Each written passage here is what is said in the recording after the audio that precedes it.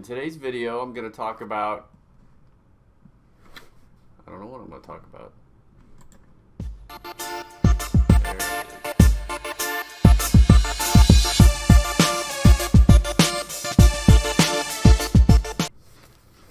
Hey, Crisis DN here with another Hockey Parenting 101 video. In today's video, I'm going to talk about the knee shin guard combo. Very important. Very, very important to get this right. It may not be readily apparent if you don't get it right, with your kid, but there'll be one instance that will say it all. The one time your kid, or you, if you're taking on hockey as well, you get hit by a puck and you don't have these sides correctly, you're going to know it. You're going to go down like you've been shot, because the puck hitting you in the shin, like the lower shin, which is typically what happens when you don't right size the knee shin pad combo. Typically it's like, well, my knee's protected, I'm good, but your shin also needs to be protected. It's very important that you get the size right, so the interface or the transition from your lower shin, which this protects, to your skate boot is important. Too long and it'll hinder your child's ability to skate. Too short, you'll leave the top of your foot exposed, lower shin exposed to getting hit by the puck, which is not fun. Trust me, I've been hit playing stick and puck or a parent kids game. I see this a lot during parent kids games, because the parents go out with like little to no equipment, and you think the kid's not going to lift the puck because they're little. They end up lifting it and it hits you even if it's going slow, and you go down because it hurts. So it's super important that you get this equipment correct. So as you can see with this one, this is mine. It's a Winwell, which is a cheaper version of equipment. None of this is cheap. But this is a good pad. I mean, you can tell like there's a lot of padding, right? Because you want your child, I said this in my initial video, just in general, my general overall video about hockey equipment. You want your kid not to have to worry about falling down. If you're playing, you just don't want to have to worry about falling down, because you're going to fall down. Even if you're a decent skater, you're going to get bumped. You're going to reach for the puck and stop moving your feet, which you'll see your kids do, and they'll fall down, right? So when they fall down, you just want them to get back up. You don't want them to fall down and crack their knee on the ice. You don't want to have them get hit by the puck and fall down and hurt themselves, because if they feel like they're going to hurt themselves when they play, they're not going to play freely and they're not going to learn, right? So getting this stuff is important. So the knee shin guard combo should cover the knee shin all the way down just above the ankle. And again, there's a little bit of play there as far as the size, and if you notice, I think you can see right here, these are 14-inch, right? So there's ways to measure from your knee to your, I forget what the dimensions are, but anywhere you go online to order stuff, you don't have to order, but what I do quite often is I'll go to like hockeymonkey.com, which I mentioned in an earlier video when I talked about buying equipment. You can look at their size guides, and it'll tell you how to measure for this type of equipment. So anyway, these are 14-inch, so they go from my knee all the way down to around my ankle. So this goes right below the tongue of my skate boot and provides adequate protection. So I'm well protected using 14-inch on my legs.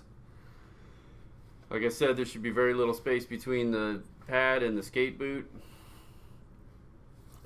These are like well padded. You can see the Velcro that I have here. There's like 2 Velcro straps on these. One goes over the top like that, and then this other one just is on the back.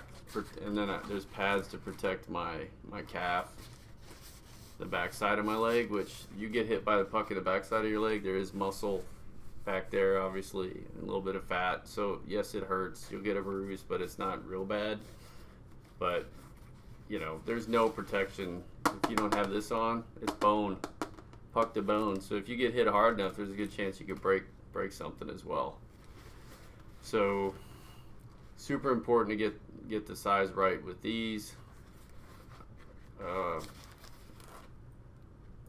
There's a couple ways to wear these. I mean, you see I got Velcro, I wear them, and then I'll put a sock on over it, which attaches to my jock shorts, and they stay put.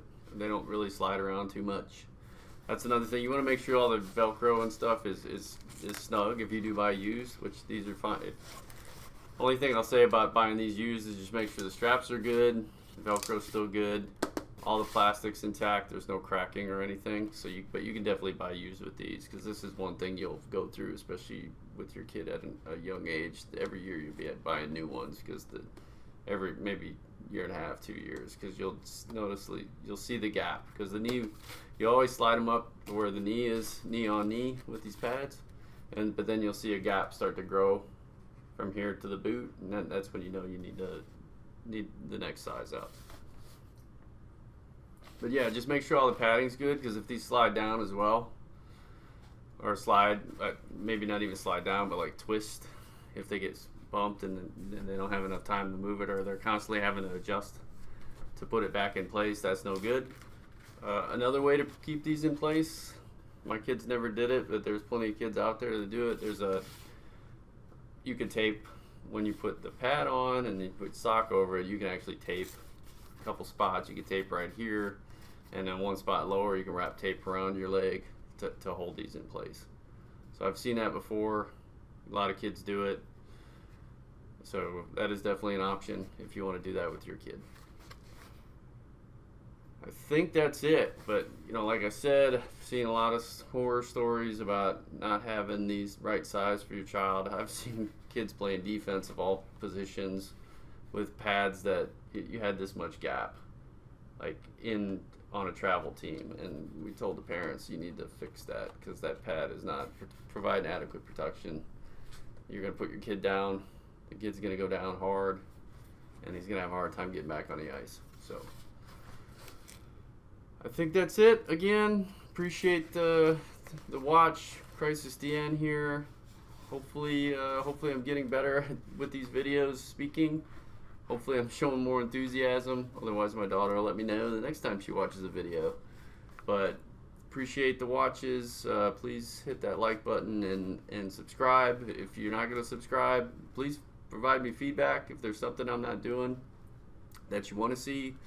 I'm also getting to the last few Hockey Parenting 101 equipment guide videos. I'm looking to do some other videos on just dry land training, any tips on helping your child perfect their shot, like when they're not on the ice, because if you notice during practices they don't shoot a lot because they're worried more about skating with the ice time. So shooting's definitely something you can do on dry lands, puck handling, that kind of stuff. But anyway, I'm looking at doing more videos. If there's a specific video you would like to see, let me know, and I will definitely add it to the list.